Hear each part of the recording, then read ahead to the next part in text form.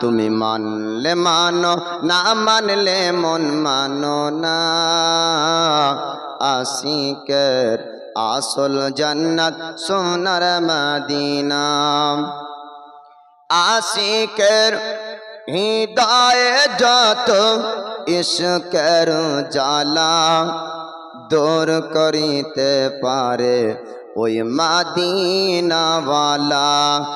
আশিকের হৃদয়ে যত ইশকের জ্বালা দূর করিতে পারে ওই মদিনাওয়ালা। তাই মদিনা মদিনা করে, মদিনা মদিনা করে হয়ে যায় ফানা। আশিকের আসল জান্নাত সোনার মদিনা। আশিকের আসল জান্নাত সোনার মদিনা। এক সময় ছিল মদিনা অলক্ষণের ভূমি, নবীর ছোঁয়ায় হলো আরশের চেয়ে দামি। এক সময় ছিল মদিনা অলক্ষণের ভূমি, নবীর ছোঁয়ায় হলো আরশের চেয়ে দামি। নবী যে তাই আচল সোয়ে, নবী যে তাই আচল সোয়ে জান্নাতের টুকরা বলে করলো ঘোষণা। আশিকের আসল জান্নাত সোনার মদিনা। তুমি মানলে মানো, না মানলে মন মানো না। আশিকের আসল জান্নাত সোনার মদিনা। আশিকের আসল জান্নাত সোনার মদিনা। সবাই তো জান্নাতের পাগল, জাহান্নামের না। সবাই তো জান্নাতের পাগল, জাহান্নামের না। আমরা মুমিন আমরা সুন্নি, জান্নাত জাহান্নাম কিছু চাই না। কামনা শুধু দিদারে, কামনা শুধু দিদারে নবী ও রব্বানা। আশিকের আসল জান্নাত সোনার মদিনা। আল্লাহুম্মা সাল্লি আলা মাওলানা মুহাম্মদ ওয়ালা আলি সাইয়্যিদিনা মাওলানা মুহাম্মদ সাল্লি আলা মুহাম্মাদিন সাল্লি আলা মুহাম্মদ। हरदम ज़बान से निकालो पाक नामे मोहम्मद। हरदम ज़बान से निकालो शफीआना মোহাম্মদ সাল্লাল্লাহু তাআলা আলাইহি ওয়াসাল্লাম। আল্লাহ পাক আল্লাহ তাআলা পৃথিবীর জমিনে যুগে যুগে আল্লাহ একজন পয়গম্বর দিয়েছেন। একই যুগে একই সময়ের মধ্যে একাধিক পয়গম্বরকে আল্লাহ পাক পৃথিবীর জমিনে আপনার পাঠিয়েছেন। আদম পয়গম্বর থেকে আরম্ভ করে 1,24,000 মতান্তরে 2,24,000 আল্লাহ পাক পৃথিবীর জমিনে আপনার নবী দিয়েছেন। ইমামুল আম্বিয়া করে হাবিবুল্লাহ করে আল্লাহর বন্ধু করে আপনার পাঠিয়েছেন। আখিরি জামানার নবীকে আল্লাহ পৃথিবীর জমিন আপনার দিবেন। পিতা আর আপনার মাতার মাধ্যম নেওয়া হয়েছিল। নবীর মার নাম আপনার আমেনা, পিতার নাম হল আপনার আব্দুল্লাহ। নবীর সিরাতের কথা কি বলবো বাবা, জীবনে যদি সারা রাত শুনেন নবীর জীবনে আপনি শুনে শেষ করতে পারবেন না। মৌলভী এক রাত্রি বলে আপনার শেষ করতে পারবে না। আল্লাহ পাক আল্লাহ তাআলা তিনার রহমত তিন পয়গম্বর পাঠাবেন। একটু নবীর বাল্যকালের কথা বলবো। হযরত আমিনার বয়ান শুনবেন। আমার রাসূলুল্লাহর মা তিনি আপনার জানিয়ে দেন।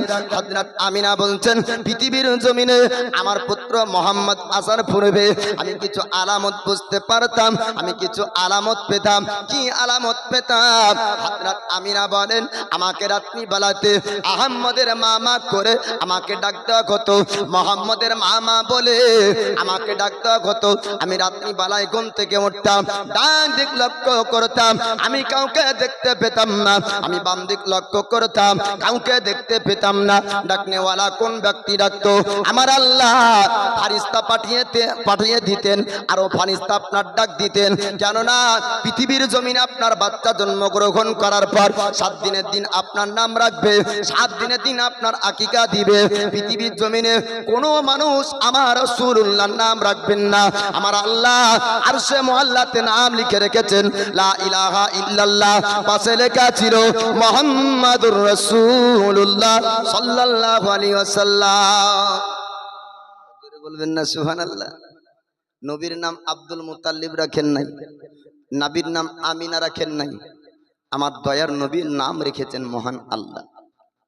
জান্নাতের চৌকাটে লেখা লা ইলাহা ইল্লাল্লাহ, পাশে মুহাম্মদুর রাসূলুল্লাহ সাল্লাল্লাহু আলাইহি ওয়াসাল্লাম। আমার আল্লাহ পাক যেই জায়গাতে আল্লাহর নাম পাশে তিনার বন্ধু হাবিবের নামকে রেখেছেন, তাই এ খুশখবরি আনন্দের এসো সংবাদটা আমিনার কাছে আল্লাহর ফারিস্তা আল্লাহর মালায়েকা এ খবর আপনার পৌঁছিয়ে দিয়েছে। হযরত আমিনা বলছেন, শুধু তাই না, আমার গর্ভে ছিল আমার পুত্র সন্তান। আমি আমিনা বুঝতে পারতাম, আমি আমিনা জানতে পারতাম, নাম আমার কাছে শুনিয়ে দিত। আর শুধু তাই না, সূর্য ওঠার পূর্বে যেমন আলামত আপনার আকাশে পাওয়া যায়, রোশনি পাওয়া যায়, লালি আপনার ভাব দেখা যায়, আমরা বুঝতে পারি, অনুভব করতে পারি। এখন সূর্য ওঠার সময় হয়েছে, আমার আল্লাহ পাক তিনার বন্ধুকে পৃথিবীর জমিন আপনার পাঠাবেন। আল্লাহ পাক আলামত আপনার দুনিয়ার বুকে দিয়ে।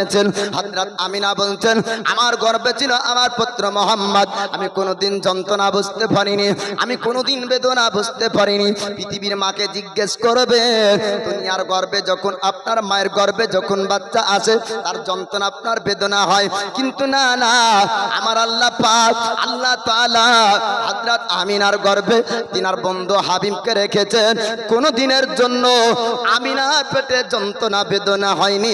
জোরে বলুন সুবহানাল্লাহ। কোনদিন যন্ত্রণা বেদনা হতো না। হযরত আমিনা বলছেন, শুধু তাই না, আমি আশ্চর্য আমি ঘটনা দেখতে পেতাম। কি আশ্চর্য ঘটনা দেখতেন? একটা কথা আপনাকে বলবো বাবা।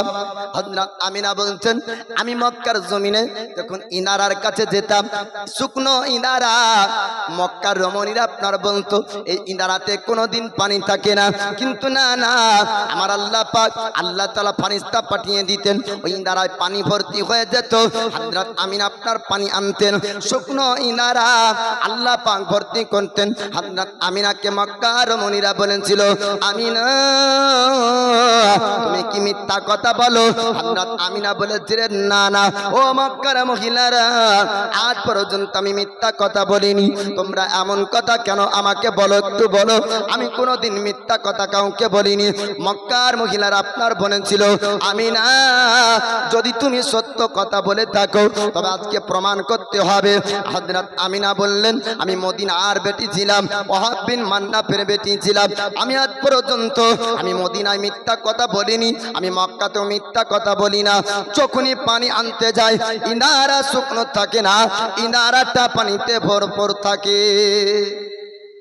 মক্কার মহিলারা বাবা, আমরা গেলে ইনারায় পানি নাই, আর আমিনা গেলে কেমন করে পানি পাই? আজকে আমিনা যদি তুমি প্রমাণ করতে পারো তবে তোমার কথা বিশ্বাস করব, আর যদি না প্রমাণ করতে পারো তাহলে তুমি মিথ্যুক, তুমি মিথ্যা কথা বলো, এটাই প্রমাণ হবে।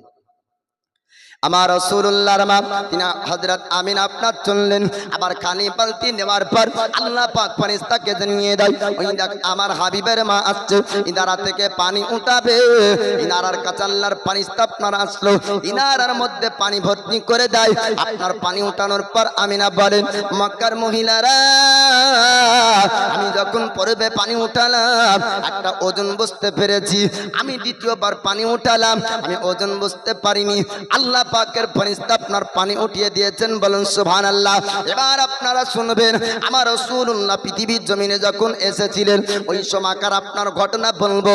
হযরত আমিনা রাত্রি বেলায় একা ঘরে চিন্তা করে, আপনার ঘরের পাশে কোনো ব্যক্তি আপনার নাই, আমিনার কাছে কেউ নাই। আমার আল্লাহ পাককে ডাক দেন, মাবুদ পার্শ্ববর্তী ঘরে বাচ্চা জন্মগ্রহণ করে, তাদের কাছে অনেকজন ব্যক্তি থাকে, আজ আমি একা ঘরে, আমার কাছে তো কোনো ব্যক্তি নাই। আমার আল্লাহ পাক আল্লাহ তাআলা মুমিন মুমিনাকে আল্লাহ পাক কবরে জিন্দা রাখেন। আল্লাহ পাক চারজন রমণী আপনার পাঠাবেন দুনিয়ার বুকে। আল্লাহর নেক আমল করে যদি আপনার কেউ মারা যায়, ওই ব্যক্তি আপনার কবরেও জিন্দা থাকবে। হযরত হাজেরা আসিয়া তারা পূর্বে আপনার ইন্তেকাল করেছিল, কিন্তু না না, আমার আল্লাহ পাকের মুমিন মুমিনার আপনার মরবে না, মরার পরেও আপন কবরে তারা জিন্দা থাকবে, বলুন সুবহানাল্লাহ। আপনার হযরত আমিনা যখন আল্লাহ পাককে বললেন, মাবুদ আমার কাছে কেউ নাই, আল্লাহ পাক তিনার দোয়া কবুল করলেন। দরজাতে একটা ঠক ঠক করে আওয়াজের শব্দ আসে। গভীর রাত্রিবেলায় আমিনা বললেন, কে যেন আমাকে আওয়াজ দাও। তিনি আপনার বললেন, আমিনা, ধন্য আমিনা, একটু দরওয়াজা খুলে দাও, একটু দরওয়াজা খুলে দেখো আমি কে এসেছি, একটু দেখে নাও। দরওয়াজা আপনার খোলা হলো। আপনার আমিনা বললেন, আপনার পরিচয় কি? বলে, আমার নাম হলো হাব্বা, আমি আদম পয়গম্বরের বিবি। ধন্য আমিনা, আজ তোমার গর্ভে থেকে পৃথিবীর জমিনে যিনি আসবেন তিনি সাধারণ মানুষ হবেন না, আল্লাহ পাকের পয়গম্বর। আল্লাহ পাক তোমার জন্য না, তোমার জন্য না, তোমার পুত্রের জন্য পাঠিয়েছে, একটু তুমি দরওয়াজা খুলে দাও। আপনার দরওয়াজা খোলা হলো। আপনার হাওয়া আপনার প্রবেশ করলেন। আবার কিছুক্ষণ পর দরওয়াজাতে আওয়াজ দেয়। হযরত আমিনা বললেন, আমার কি যেন আমার দরওয়াজায় আওয়াজ দাও। হযরত হাজেরা বললেন, আমিনা একটু দরওয়াজা খুলে দাও, একটু দরওয়াজা খুলে দাও। আজ ধন্য আমিনা, ধন্য আমিনা, আজ তোমার গর্ভে থেকে পৃথিবীর জমিনে যিনি আসবেন আল্লাহর পয়গম্বর, ইমামুল আম্বিয়া, খাতামান নবিয়্যিন, আল্লাহ পাক ইনার পরে পৃথিবীর জমিন আর কোনো পয়গম্বর পাঠাবেন না।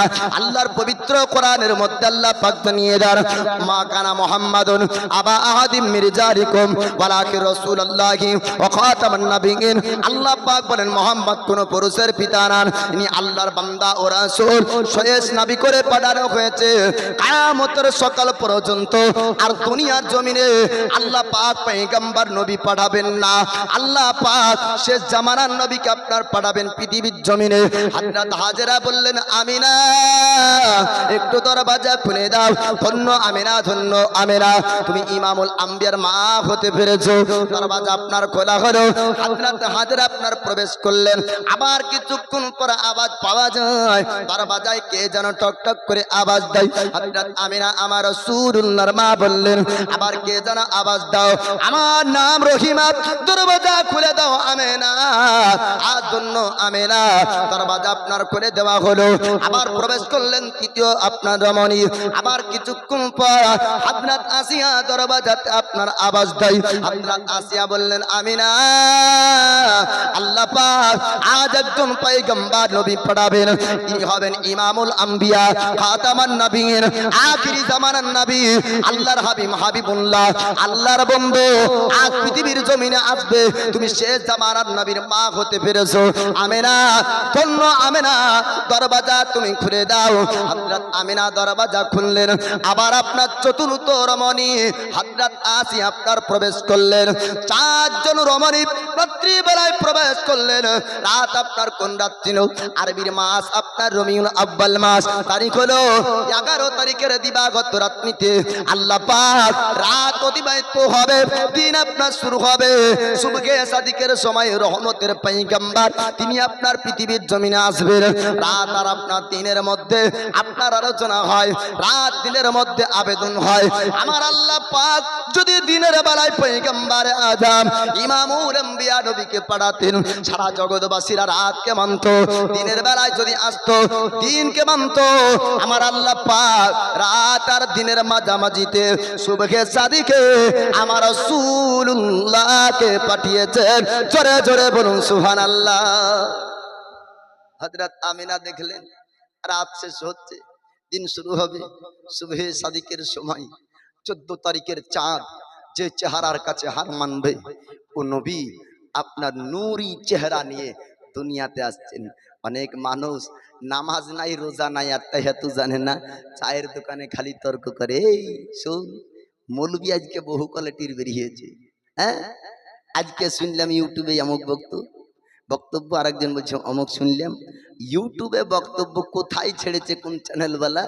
চায়ের দোকানে চাচাদের মারামারি থামাইকে। ঠিক না ভুল? চাচাকে জিজ্ঞাসা করা হলে আত্তাহিয়াতু জানে না, দরুদ শরীফও জানে না। হ্যাঁ, নামাজ ফরজ সব তর্ক বাদ দেন, চায়ের দোকানে গিবাদ করা ছাড়তে হবে আর মসজিদের কাতার লোড করতে হবে। বুঝতে পারলেন তো? নবীর নূর না মাটি, আপনি ঝামেলা করার কি? হ্যাঁ, আত্তাহিয়াতু জানেন না, নামাজ জানেন না। বলবেন যে মৌলভী সাহেব তুমি কত পণ্ডিত, আমার থেকে কতজন শিক্ষিত আপনারা বসে আছেন। কিন্তু বলার উদ্দেশ্য হলো এই, যেগুলা জরুরি বিষয় ওগুলার উপরে ধ্যান বেশি দিতে হবে, তাই না? আমি যেটা বলতে চাইছি, নাবির শরীরের মধ্যে আল্লাহ পাক নূর দিয়েছিলেন, নাবির শরীরের মধ্যে মাটিও ছিল। তবে প্রশংসার শব্দ যেখানে পাওয়া যাবে নাবির জন্য, ওই শব্দ ব্যবহার করতে হবে। নবী দুধ ভাই হালিমার সন্তানেদের সঙ্গে ময়দান ভ্রমণ করতে গেলেন।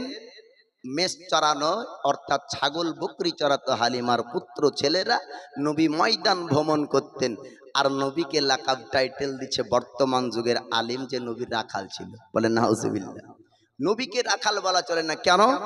যেই শব্দ ছোট হয়, নবীর শানের আদবের খেলাফ হবে, এমন শব্দ ব্যবহার করা চলবে না। নবীর বাপ ছিল না, মায়ের ইন্তেকাল হয়েছিল। দুনিয়ার বাচ্চার যদি বাপ মা মারা যায় এতিম বলা চলে, নবীকে এতিম বলা চলে না। নবী তো জাহানের বাদশা। বলেন সুবহানাল্লাহ। আল্লাহ পাক আল্লাহ তাআলা এবার আপনার নূরে পয়গম্বর পৃথিবীর জমিনে পাঠাবেন। আল্লাহ পাক আপনার 12 রবিউল আউয়ালের সুবহে সাদিকে আল্লাহর পয়গম্বর যখন পাঠালেন, রাত্রিবেলা অন্ধকার ছিল, হঠাৎ ঘর আপনার আলোকিত হয়ে যায়। হযরত আমিনা, হযরত হাজেরা, আসিয়া, মারিয়াম সবাই লক্ষ্য করে দেখে কোন জায়গা থেকে আপনার রোশনি পাওয়া যায়, কোন জায়গা থেকে আলো পাওয়া যায়। আল্লাহর পয়গম্বর ইমামুল আম্বিয়ার চেহারা থেকে একটি রোশনি, নূরের আলো বের হয়ে আসে। বলুন সুবহানাল্লাহ। তিনি আপনার একবার কোলে নাই, একবার রহিম আপনার কোলে নাই, একবার হাবা কোলে নাই, একবার আপনার আমিনা কোলে নাই। এক উপরের মধ্যে সবাই লানি করে হযরত আমিনাকে বলে, ধন্য আমিনা, আজ পর্যন্ত আমরা পৃথিবীর জমিনে অনেক বাচ্চাকে জন্ম নিতে দেখেছি, আজ পর্যন্ত দুনিয়ায় কত মানুষ দেখেছি, কিন্তু এমন সুন্দর মানব দেখিনি, এমন সুন্দর চেহারা আজ পর্যন্ত দেখিনি। আমিনা, তোমার পুত্র আমাকে একটু দেখিয়ে দাও। আর একজন বললেন, আমাকে একটু দেখিয়ে দাও। এইরকম আপনার বলাবনি করলেন। হযরত আমিনা বললেন, হাজেরা, আমার পুত্রকে তোমরা একটু শুইয়ে দাও, একটু জমিনে তোমরা রাখো, সবাই একসঙ্গে তোমরা দেখবে। আল্লাহর পয়গম্বর ইমামুল আম্বিয়া নবী আপনার জমিনে যখন আপনার রাখা হলো, আমার রাসূলুল্লাহ দুই হাত কান আপনার টান দেয়, দুই পা খান আপনার টান দিলেন, সাজদার মতন চলে যায়। সাজদার মতন আপনার যাওয়ার পরে আল্লাহ পাকের কাছে দোয়া করে। পৃথিবীর বাচ্চারা তারাও আপনার কান্না করে। ভারতের বাচ্চার কান্নার শব্দ টাটা, আরবের বাচ্চার কান্নার শব্দ আপনার টাটা। বড় হওয়ার পরে বাপমার কাছে আপনার ভাষা শিখবে, কান্নার শব্দ আপনার একই প্রকারের হয়। আমার রাসূলুল্লাহ কান্নার শব্দটা আপনার শুনুন। আমার দয়ার নবী কান্না করেছিলেন, ইয়া রাব্বি হাবলি উম্মতি, আল্লাহ আমার উম্মতের কি হবে, আমার উম্মতকে বখশিয়ে দাও, আমার উম্মতকে ক্ষমা করে দাও, আমার উম্মতকে আমার হাওয়ালে দাও। জোরে বলুন সুবহানাল্লাহ। আমার নবীজি একদিন বয়সের নবী আমার দুনিয়াতে এসেই এই উম্মত আমাদের জন্য কান্না করেছে। আর কিয়ামতের দিন হাসরের ময়দানে সাজদা অবস্থায় আমাদেরই জন্য কাঁদবেন। আমরা নবীকে চিনলাম না, আশরাফুল মাখলুকাত হয়ে আমরা নবী বুঝতে পারলাম না। আমার দয়ার নবী, আমার মায়ার নবী, আমাদের জন্য কেঁদেছেন। বলবেন যে ওগো মৌলভী সাহেব, আমাদের নামগুলা লিস্টে ছিল, আমাদের জন্য কাঁদেছেন নাকি খালি মক্কার মদিনার জন্য? তো নবীর লিস্টে কতজন ছিল এবং কত দিনের ব্যক্তিরা ছিল ওটা শুনবেন। আল্লাহর নবী হাবিবুল্লাহ তিনি বলেন যে মহান আল্লাহ পাক আমাকে কিয়ামতের সকাল পর্যন্ত যতজন দুনিয়াতে আসবে তাদের নাম পরিচয় লিস্ট আমার আল্লাহ আমার হাতে দিয়েছে। বলুন সুবহানাল্লাহ। আল্লাহ নবী হাবিবুল্লাহ পয়গম্বর আজম তিনি আপনার বলেন কিয়ামতের সকাল পর্যন্ত যতজন ব্যক্তিরা জান্নাতি হবে তাদের নাম পরিচয় আল্লাহ পাক আমার ডান হাতের তালুতে দিয়েছেন। কিয়ামতের সকাল পর্যন্ত পৃথিবীর জমিনে যতজন ব্যক্তি আপনার জাহান্নামী হবে তাদের নাম পরিচয় আমার আল্লাহ পাক আমার বাম হাতের তালুতে দিয়েছেন। জোরে বলো। তাহলে আমাদের নাম ছুটলো না থাকলো? জান্নাতি হলে তবু নবীর লিস্টে আছে, জাহান্নামী হলে তবু লিস্টে আছে। লিস্টের বাইরে আমরা কেউ না, তাই না? যে কিয়ামত পর্যন্ত যারা জান্নাতি হবে তাদেরও নাম ও পরিচয় আমার নবীর কাছে, আর কিয়ামত পর্যন্ত যারা জাহান্নামী হবে তাদেরও নাম ও পরিচয় আমার নবীর হাতে। ও দয়ার নবী কাঁদছেন দুনিয়াতে আসার পরে। এবার মক্কার জমিনে প্রশংসা আপনার চড়ে গেল, এমন সুন্দর বালক হয়েছে। আজ পর্যন্ত মক্কাতে কোন সর্দারের পুত্র হয়নি, আজ পর্যন্ত কোন সুন্দর মানুষ আজ পর্যন্ত আসেনি, এরকম সুন্দর মানুষ কোন ব্যক্তি আপনার দেখেনি। সমস্ত এলাকায় নাম প্রশংসা চড়িয়ে গেল। পল্লে গ্রাম দেহাতি গ্রাম থেকে মানুষ পর্যন্ত দেখতে আসতো। রেশনের দোকানের নয়, আমিনার ঘরে আপনার ভিড় করতে শুরু করলো। আমিনা, তোমার পুত্র হয়েছে, এমন সুন্দর চেহারার অধিকারী, তোমার পুত্রকে একটু দেখিয়ে দাও। সবাই আপনার পুত্র দেখার জন্য, আমার রাসূলুল্লাহকে দেখার জন্য আপনার সবাই ভিড় করত। আল্লাহর নবী হাবিবুল্লাহকে দেখে মক্কাবাসীরা প্রশংসা করত। আমিনা, তোমার পুত্র এত সুন্দর দেখতে। একজন আপনার আবু লাহাবের বান্দি, নাম তার সুয়াইবা। ওই সুয়াইবা নামক বান্দিটা ছোটতে ছোটতে আমিনার ঘরে যায়। আমিনাকে যাওয়ার পরে বলে, আমিনা, তোমার পুত্রের প্রশংসা আমি মক্কাবাসীর কাছে শুনলাম। মক্কার মানুষেরা তারা সবাই প্রশংসা করে, তোমার পুত্রকে একটু দেখিয়ে দাও। আমার রাসূলুল্লাহকে দেখার পরে আদনান সুয়াইবা আপনার বলেছিলেন, আমিনা, তোমার পুত্রকে আমি সুয়াইবা একটু দুধ পান করাতে চাই, যদি তুমি অনুমতি দাও। হযরত আমিনা বললেন, সুয়াইবা, তুমি যদি চাও দুধ পান করাতে পারো, আমি বারণ করব না। আমার রাসূলুল্লাহ সর্বপ্রথমে পৃথিবীর জমিনে কোন মার দুধ পান করেছিলেন কিতাবের মধ্যে আপনার লিপিবদ্ধ আছে। আল্লাহর নবী হাবিবুল্লাহ সর্বপ্রথমে আদনান সুয়াইবার আপনার দুধ পান করেছিলেন। তারপর আমিনা, তারপর দুধ পান করার মৌসুম ততদিন পর্যন্ত ছিল হালিমাতুস সাদিয়ার ঘরে দুধ পান করেছেন। আল্লাহর নবী পয়গম্বর হযরত সুয়াইবার স্তনে দুধ পান করলেন। সুয়াইবা জানিয়ে দেয়, ওগো আমিনা, শোনো শোনো, আজ পর্যন্ত দুনিয়ায় আমি অনেক বাচ্চা দুধ পান করিয়েছি, অনেক বাচ্চার চেহারা দেখেছি, আমি মক্কার কুরাইশের সর্দারদের বাচ্চাকে দেখেছি, কিন্তু আমিনা গো, তোমার পুত্রের মতন সুন্দর পুত্র দেখিনি, তোমার বেটার মতন সুন্দর বেটা দেখিনি। আমার আল্লাহ পাক তিনার বন্ধুর মধ্যে এমন রূপ চেহারা আপনার দান করেছিলেন। হযরত সুয়াইবা চড়তে চড়তে আবু লাহাব মালিকের কাছে আপনার চড়তে লাগলো। ডাক দিয়ে বলে, আবু লাহাব গো, আপনার ভাতিজা হয়েছে, আব্দুল্লাহর বেটা মোহাম্মদ হয়েছে। পুরো মক্কাবাসীরা ভিড় করে, এমন সুন্দর পুত্র আর পৃথিবীর জমিনে দ্বিতীয় কোনো ব্যক্তি আসেনি। সস্তা প্রতিপালক রাত এমন চেহারা আপনার ভাতিজার মধ্যে দিয়েছে। জান জান, আপনার ভাতিজা মোহাম্মদকে আপনি দেখে আসুন গা। এই সময় আবু লাহাব আঙ্গুরের ইশারা করে বলেছিল, সুয়াইবা রে, আজ থেকে আমি তোকে আজাদ করে দিলাম, আজ থেকে আমার বাড়িতে তোকে চাকরের বান্দির কাজ করতে হবে না। আঙ্গুলের ইশারায় আজান করার জন্য আমার আল্লাহ পাক আল্লাহ তাআলা শরীরের সমস্ত জায়গা তার কবর আপনার আযাব হবে। সিয়াসিত্তা হাদিসের মধ্যে রয়েছে আবু লাহাব জাহান্নামে যাবে, জাহান্নামে তার শরীরের অঙ্গ প্রত্যঙ্গগুলো জ্বলবে, কিন্তু না না, কোন দিনের জন্য ওই আঙ্গুল আপনার জাহান্নামে জ্বলবে না যে আঙ্গুলে সুয়াইবা বান্দিকে আযাব করেছিল। আবু লাহাব মুসলমান ছিল না, আবু লাহাব কাফির ছিল, আবু লাহাব জাহান্নামী ছিল। আবু লাহাবের কবরে এখনো আযাব হয়, তবে আমার আল্লাহ পাক একটা তার কাজকে পছন্দ করেছিলেন কি, যে আঙ্গুলের ইশারাতে তিনারা হাবিব বন্ধুর জন্মের খুশিতে আজাদ মুক্তি করার কারণে এই আঙ্গুলটাই কেবলমাত্র আজাব হয় না, বাকি তার কালবে নবীর উপর ঈমান আনেনি। তার ভিতরে ঈমান ছিল না, ওর ভিতর জ্বলবে। এই হাতে কোনো ভালো কাজ হয়নি, হাত জ্বলবে। ওর পা দ্বারা কোনো ভালো হয়নি, ওর পা জ্বলবে। ওর চোখ দ্বারা কোনো ভালো হয়নি, ওর চোখ জ্বলবে। যেগুলানে ওর কোনো ভালো কাজ হয়নি সবগুলা জ্বলবে, যেটাতে কেবল ভালো হয়েছে ওটা জ্বলবে না। বুঝতে পারলেন তো? সইবা এবার ছড়িয়ে দিল খবর, আবু লাহাব তৎসহ আবু লাহাবের রাজপ্রাসাদের যত বান্দি ও গোলাম যারা ছিল তাদের সবাইকে বলে, সুন্দর চেহারার অধিকারী মানব যদি দেখতে চাও হযরত আমিনার ঘরের দিকে যাও। বলুন সুবহানাল্লাহ। এবার বাজার বহরমপুরে যদি কিছু একটা আশ্চর্য জিনিস দেখা যায় তা আমরা পল্লীগ্রাম দেহাতিতে একটু বুঝতে পারবো, তাই না? খবরটা ছড়িয়ে যাবে। এই খুশখবরি পল্লীগ্রাম দেহাতিতে ছড়িয়ে গেল। আল্লাহ নবী হাবিবুল্লাহ তিনাকে আল্লাহ পাক পৃথিবীর জমিনে রহমতের পয়গম্বর করে পাঠিয়েছেন। আল্লাহ নবী যেই জায়গায় যাবেন ওই জায়গায় আপনার আল্লাহর রহমত হবে। আপনারা ঘটনা শুনবেন, হালিমা তো সাদিয়ার বাণীর ঘটনা এবার বলবো। আল্লাহ পাক আমার নবীর জন্য হালিমার ঘরের গরিবীকে আপনার দূর করেছেন। হালিমার ঘরে বরকত হয়েছিল, হালিমার ঘরে রহমত হয়েছিল।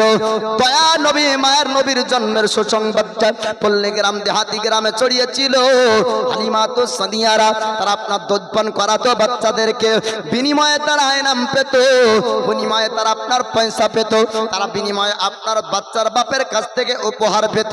এর জন্য তাদের একটা রেওয়াজ নিয়ম ছিল, শহরের বাচ্চারা আপনার দুধপান করতো, পল্লীগ্রাম দেহাতির মায়েদের আর আপনার ওখানে অরিজিনাল আরবি ভাষা আপনার শেখা যেত। কেননা শহরে আপনার সব রকম মানুষ মিলজুল করে থাকতো। এর জন্য শহরের মানুষেরা বাচ্চাদেরকে পাঠিয়ে দিত পল্লীগ্রামে আপনার দেহাতিতে, আর পল্লীগ্রাম থেকে দুধ পান করে তারা বড় হতো। এর জন্য আপনার হালিমা তো সাদিয়া সঙ্গের সাথীরা আর বান্ধবীরা ডাক দিয়েছিল, হালিমা মক্কা শহরে চলো। মক্কা শহরে অনেক পুত্রের জন্ম হয়েছে, অনেক ছেলের জন্ম হয়েছে, আমরা হয়তো বাচ্চা পাবো, দুধ পান যদি করাতে পারি আমরা এনাম পাবো, আমরা পুরস্কার পাবো। সঙ্গের সাথীরা হালিমা তো সাদিয়াকে নিয়ে এবার মক্কা শহরে রওনা হয়। হালিমা তো সাদিয়া এমন গরিব ছিল, উট দুর্বল ছিল, সবারই দুর্বল ছিল। হালিমা তো সাদিয়া সবার শেষে আপনার মক্কা শহরে পৌঁছেছিল। আপনারা বক্তব্য শুনেছেন যে আপনার রমণীরা গিয়েছিল আমার রাসূলুল্লাহকে দেখার পরে কেউ নিতে চাইনি, কেননা পিতা হারা সন্তান বলে সবাই রেখেছিল। না না, এটা বাস্তব না। বাস্তব হলো এটা, আমার দয়ার নবী মায়ার নবী কোন মহিলার কাছে যেতে চাননি। আল্লাহর নবী হাবিবুল্লাহ চেয়েছিলেন হালিমা তো সাদিয়ার ঘরে যাব আর হালিমার ঘরের গরিবীকে দূর করব। আমার নবী যদি চাইতেন পৃথিবীর কোন মা আপনার দুধ দিব না, এমন হতে পারে না। আমার আল্লাহ আপনার যেমন মূসা কালিমুল্লাহর মাকে আপনার ওয়াদা করেছিলেন, ওরে আমার পয়গম্বর মূসার মা, আমার বান্দি তুই চিন্তা করবি না, ফেরাউন যদিও বা 12,000 বাচ্চাকে জবাই করে, আমি আল্লাহ আমার পয়গম্বর মূসাকে মিশরের জমিনে পাঠাবো এবং আমি আল্লাহ ওই বাচ্চাকে সিন্ধুকে তুই ভাসিয়ে দিবি, আমি তাকে জিন্দা রাখবো, আমি তোর করে ফিরিয়ে দিব। ফেরাউনের বাড়িতে যত মিশরের রমণীরা গিয়েছিল কারো দুধ পান মূসা কালিমুল্লাহ করেন নাই, আমার আল্লাহ তিনার মায়ের দুধ পান করিয়েছিলেন। জোরে বলুন সুবহানাল্লাহ।